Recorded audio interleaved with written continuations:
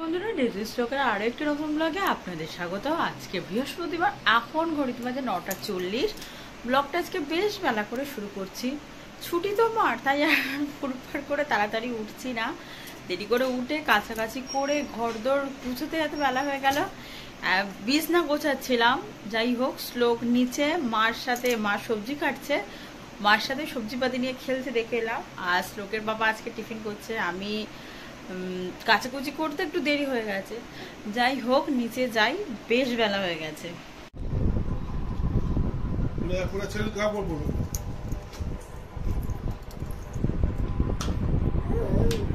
শ্লোকের বরাবরই ওর নিজের টিফিনের থেকে আমরা যেটা খাচ্ছি সেটা ওর সবসময় সব থেকে পছন্দের খাবার হয়। যাই হোক, আজকে করেছিলাম ডিম টোস্ট। ওকে একটু ডিম ভাজা দিচ্ছিলাম, কারণ ওর ডিম খেতে বলেছে, কিন্তু ও একদম ডিম খেতে চায় না। যাই হোক, এই সূত্রে যেটুকু ডিম খাচ্ছে এই আমার কাছে অনেক। খেয়ে দিয়ে ওপরে চলে এসেছি। মাঝখানে টাইমটা আজকে একদম ব্লগ করা হয়নি, আজকে একটু কাজ আছে। কালকে একদম ব্লগ করতে পারিনি।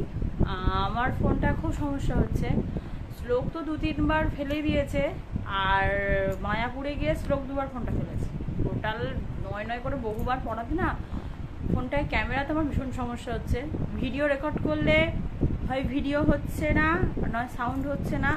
কালকের একদম ব্লগ করতে পারিনি। তারপরে সবসময় দেখা যাচ্ছে যে স্টোরেজ ফুল, অথচ কিছুই নেই আমার ফোনটাতে। তাই যেটুকু যা আছে সেটা ল্যাপটপে ট্রান্সফার করব। এই জন্য একটু তাড়াতাড়ি সব সেরে নিয়েছি। এখন হচ্ছে 1:45, খেয়ে দিয়ে করে চলে এসেছি। শ্লোক, মা, ওর পাপা সবাই নিচে। আর সকালবেলাটা কি খাবার এনেছি দেখাই। চিয়া সিড হলে ভালো হতো, শুধু চিয়া সিড নয়, এই কী সব সিড আছে আমি সত্যি নাম জানি না। এই যে কত রকমের সিড আছে। নীলষষ্ঠী পুজোর দিন যে জিও মার্টে গেছিলাম, সেখান থেকে আমি শ্লোকের জন্য একটা চেরি বা বেরির কিছু একটা প্যাকেট নেবো বলে দেখতে পেয়ে নিয়েছিলাম, অতটা খেয়ালও করিনি। এবারে আমি মথুরাপুরের জিও মার্টে না চেরি বেরি কিচ্ছু পাই না, টোটালি থাকে না। পেয়ে আমি আনন্দে আত্মহারা হয়ে প্যাকেটটা নিয়ে এসেছি, কেটে কোটোতে রেখেও দিয়েছি। এবারে 2-3 দিন আগে দেখছি শুধু চেরি বেরির সাথে কি সব আছে। কেনার সময় আমি বিন্দু মাত্র দেখিনি যে কি কি তলায় সিট লেখা আছে, দেখে নেবো। চেরির ছবি দেখেছি তো নিয়ে নিয়েছি। এই সরি, বেরি। এবারে শ্লোকের বাবা বলছে এটা চিয়া সিড নাম শুনেছি, জীবনে কোনোদিন চোখেও দেখিনি, খাওয়া তো দূরস্থ, আমার কোনোদিন চিয়া সিড খেয়েও দেখিনি। তারপরে শ্লোকের বাবা বললো শুধু চিয়া সিড নেই, সানফ্লাওয়ার সিড, আরো অনেক সিডের নাম বললো, যেগুলো আমি সত্যি কোনোদিন চোখেই দেখিনি, তো খাওয়া দূরের কথা। শ্লোকের বাবা বললাম খাও, বললো না তুমি কিনেছো তুমি খাও, ওইসব আমি খাচ্ছি না। কি করে খাবো? ওতে দিয়েছি টক দই, চিনি, একটু মধু দিয়ে দুপুর 1:45 সময় ভাত খেয়ে উঠে এটা খাচ্ছি। কি করব, সকালে আমার এইসব হয় না। দেখো, অগত্যা দুপুরে টক দই ছাড়া এটা আমি কোনোদিনই খেতে পারবো না। যাই হোক, রোগা হওয়ার জন্য নয়, জিনিসটা তুলতে হবে, তাই আমি খাচ্ছি।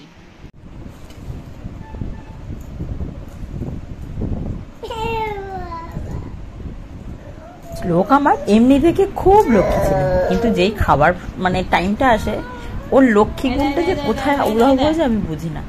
এই যে খাওয়ার জন্য আমাকে কি না কি করতে হয়, আমি শুধু ভাবি যে আমি আর নতুন কি জিনিস পাবো যেটা ভুলিয়ে ওকে খাওয়াবো।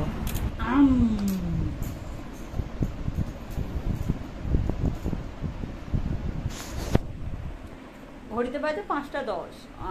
সারা দুপুরটা দিয়ে কাজ করে কেটে গেছে। শ্লোক ঘুম থেকে উঠে ওপরে চলে এসেছে, ওকে রেডি করছি মাঠে যাব বলে। 5:20 শ্লোক মাঠে চলে গেছে, আমি এখনো রেডি হয়নি। ও কাঁদছিল বলে অ্যানি ওকে নিয়ে চলে গেছে। কটার জিনিস দেখায়, আমার গাছটার কি দশা হয়েছে। বিড়াল আঁচড় দিয়ে আমার গাছের পাতা ছিঁড়ে দিয়েছে। আর এইটা হচ্ছে গোলাপ গাছ, আমি কেটে দিয়েছি ডগা। আমার গোলাপ গাছে হয়েছে কচু। এই কষ্ট কোথায় রাখবো, এই কচু এতদিন জল দিয়ে এই করে, আর এই কুচি কুচি কুচি কুচি কি সব গাছ বেরিয়েছে, কিন্তু কি গাছ আমি বুঝতে পারছি না। গোলাপ গাছে ওখানে লিকার দিই।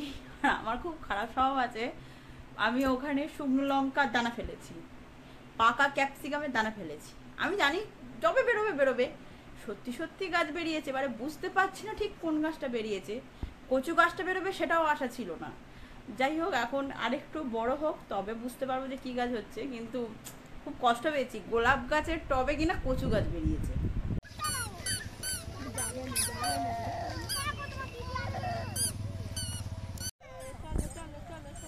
হাঁটতে যত কষ্ট।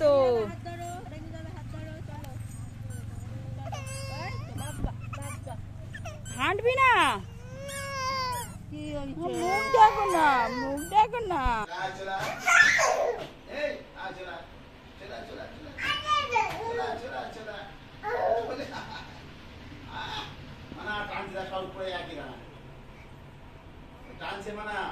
এ বাবু,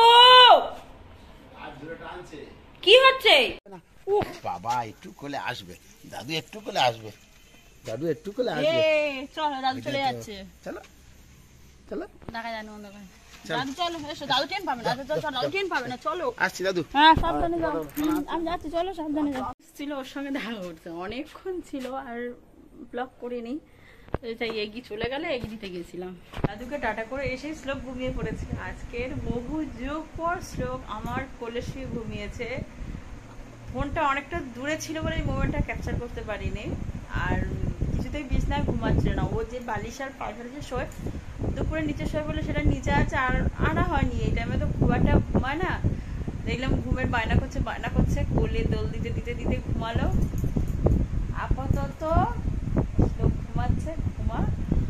আজকে রাতে কি খাওয়া হবে সেটা এখনো ডিসাইড হয়নি, সেটা দেখে ওর বাবাকে জিজ্ঞেস করি যে কি খাবে সেটা করতে হবে। একেই গরম, তার উপর আমাদের বাড়িতে কারেন্ট নেই। মোবাইলের ফ্ল্যাশে করছি। শ্লোকের তো ছোট একটা ফ্যান আছে, আপাতত সেটাতে শ্লোক ঘুমাচ্ছে। কিন্তু এইরকম যে কেন মাঝে মাঝে একাধ দিন করে কারেন্ট চলে যায় ভগবানই শুধু জানে। শ্লোক ওর ঠাম্মির কাছে ঘুমাচ্ছিল, তাই আমরা একটু বেরিয়েছিলাম একটা কাজ করতে। কাজটা তো হলোই না, তাই কি করব, গিয়েছিলাম একটু চরণ তেল ভরতে। বাইকে একদম পেট্রোল ছিল না। এসে দেখলাম কারেন্ট এসে গেছে, শ্লোক ঘুম থেকে উঠে। শ্লোকের জন্য তো ফল এনেছিলাম, সেখান থেকে দুটো ডালিম বের করে ডালিম দুটোর ওপর হাত দিয়ে হাঁটছে। পড়ে তো গেছে 2-4 বার, তাতে ওর কোনো হেলদোল নেই। ও তাও ডালিমের ওপর ভর করে করে হাঁটছে। ভালো লাগে এই মুহূর্তগুলো।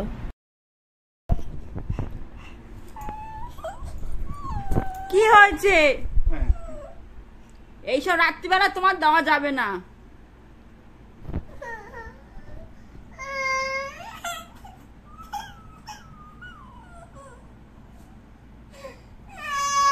খাবো কি আর একজন? আরে খেলে খা, ব্যাস হয়ে গেছে। এবার চলো, আর নয়, চলে যাও।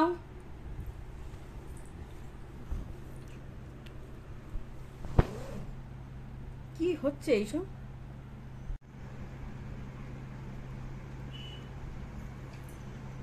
শ্লোককে না দিলে একদম থামানো যাচ্ছিল না, তাই আইসক্রিমের কোনটা শ্লোকের, ওটা শুধু বিস্কুট, ওটা শ্লোকের। না খাও তুমি, আস্তে আস্তে ধীরে ধীরে খাও, আমাদের আইসক্রিম শেষ।